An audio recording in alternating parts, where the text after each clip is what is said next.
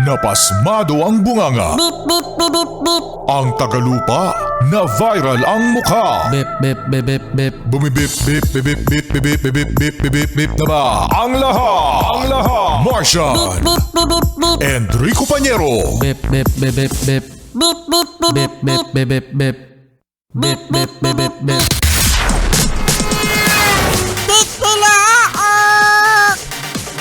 Titilaok! Beep, beep, beep, beep, beep. Ito na ang 101.1 Yes FM Balitang Oy, mapapa!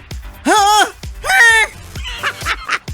Kayo mga yes friend dahil sa history ng Pilipinas kahit pa Martian nung panahon pa ng mga dinosaur. Panahon pa ng mga dinosaur? Grabe! Dahil all-time history, mga yes, pre, no, weakest in history ng Pilipinas na naging 61 pesos and 30 centavos, mga yes, pre, ang US dollar. Hala! Talaga? Talaga? Paano yung gulat? Ganon talaga yung gulat, mga yes, pre, no? So ito na nga, ang pinaka-weak na peso sa history ng Pilipinas na 61 pesos and 30 centavos. So, eto mga yes friend, ang nakakalungkot dahil ang Pilipinas ay hari ng imported. Ibig sabihin yan, Martian, ay Lahat halos ng produkto natin halos lahat. Halos lahat ba? halos lahat dito sa Pilipinas gusto imported. Oo, yun. Di ba? Mga ano ba yung mga katinga bigas, mga yes friend, imported ang bigas. Tapos yung damit mo. Oh, Martian, yung damit mo ngayon. Uy, made in China. At alam nyo naman na ang dollar, US dollar, mga yes friend, yan na ang international currency. Ibig sabihin, yan na ang pera, no?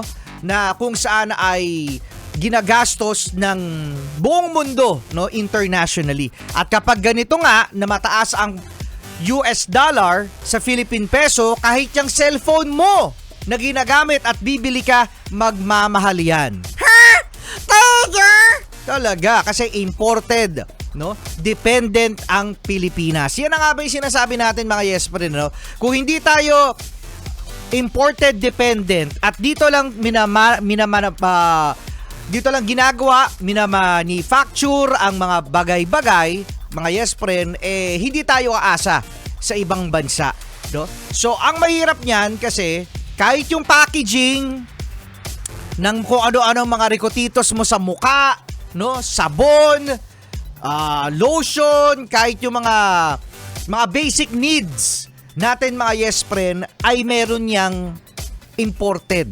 Oh, so itong 61 pesos and 30 centavos na ito na peso dollar exchange na napakalaki ng US dollar ngayon, mahihirapan tayo, mga yes friend. So pati yung crudo, diesel, gas, tataas din yan next week daw, mga yes friend, kaya enjoy natin, no, yung rollback ngayong linggo, ngayong week, dahil sa Tuesday next week, magtataas na yan.